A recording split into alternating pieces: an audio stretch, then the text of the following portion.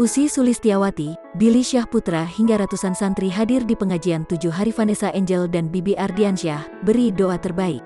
Para sahabat gelar pengajian 7 hari meninggalnya Vanessa Angel dan Bibi Ardiansyah, yang wafat akibat mengalami kecelakaan tunggal di Jalan Tol Nganjuk, Jawa Timur belum lama ini.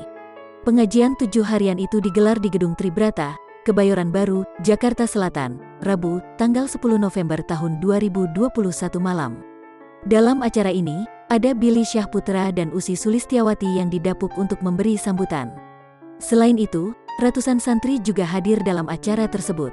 Dalam kesempatan itu, Usi menyempatkan diri untuk mengenang sosok Vanessa dan Bibi yang disebut menginspirasi pasangan lain. Vanessa dan Bibi menurut aku adalah salah satu pasangan yang menginspirasi banyak pasangan lain sepanjang hidupnya, kata Usi Sulistiawati dikutip Tribun Style dari kanal YouTube KH Infotainment, Kamis, tanggal 11 November tahun 2021. Usi mengaku dirinya mengenal Vanessa Angel sejak masih remaja.